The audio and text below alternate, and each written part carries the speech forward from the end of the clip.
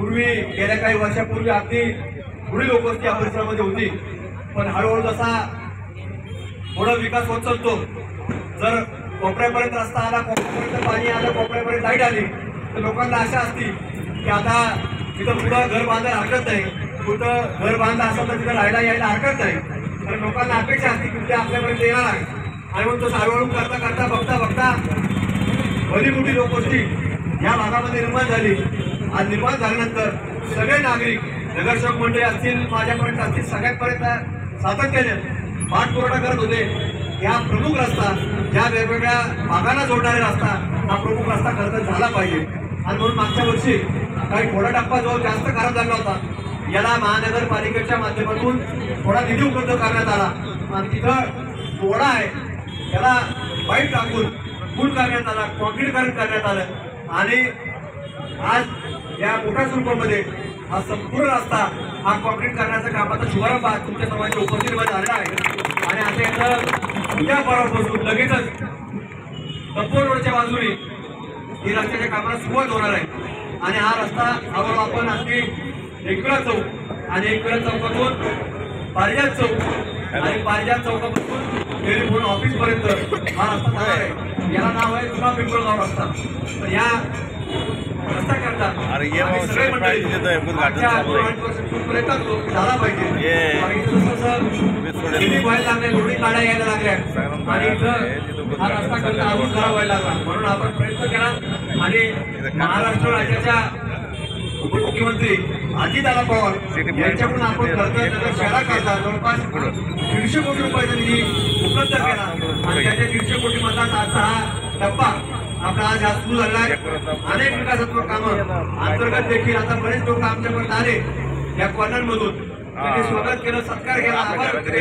अंतर्गत देखील करा, अंतर्गत देखील बऱ्यापैकी रस्ते आता मंजूर झाले, त्याचे टेंडर झाले, वर्क ऑर्डर देखील झाले आहेत. आणि ते देखील रस्ते आता काही दिवसामध्ये आपल्याला 8-10 दिवसामध्ये चालू झाले पाहायला भेटणार आहे. त्यामुळे ह्या रस्त्याला देखील सुरुवात होणार आहे. आणि आता सवारीच्या सूचना दिली पासून तर पाऊलपुत्र शाळेपर्यंत हा देखील रस्ता विरोध होऊन हा मंजूर झालेला आहे. पण त्याचा आपण स्वतंत्र नारळ फोडणार आहे. काय होतं, बऱ्याच वेळा जे काम करत नाही ते कधी कधी नारळ फोडून जातात. तुम्हाला वाटतं त्यांनी केला, घराचं कधी काम नाही करू शकत, त्याच्या घरात त्याला तुम्ही पाणी मध्ये अशी अवस्था त्यांची असते, पण ते नारळ फोडून जातात. पण याच्या सगळ्या आम्ही लोकांनी सगळ्यांनी पाठपुरवठा केलाय. तुमच्यासारख्या लोकांनी, आमच्यासारख्या कार्यकर्त्यांना सगळ्यांना संधी दिलेली आहे.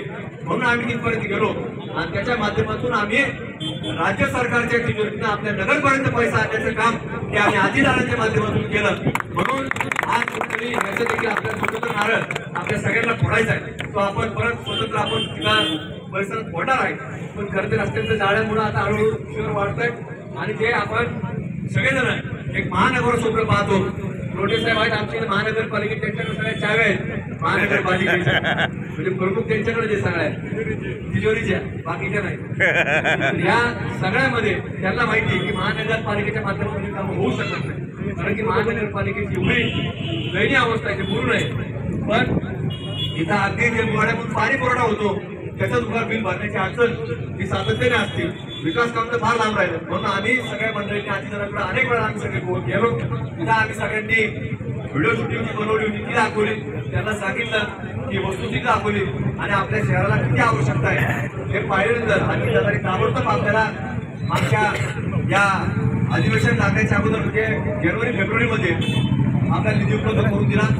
पण टेंडर होऊ शकले नाही आणि लोकसभेची आचारसंहिता होती. लोकसभेची आचारसंहिता संपल्यानंतर आपल्या शिक्षक मतदारसंघाची विधान परिषदेची शिक्षक मतदारसंघाची आचारसंहिता लागली. त्यामुळे त्या निवडणूक उत्पन्न आपल्याला ते टेंडर करता आले नाही. पण त्या सगळ्या आचारसंहिता संपल्यानंतर आपण लगेच शासनाला प्रशासनाच्या मागे लागलो.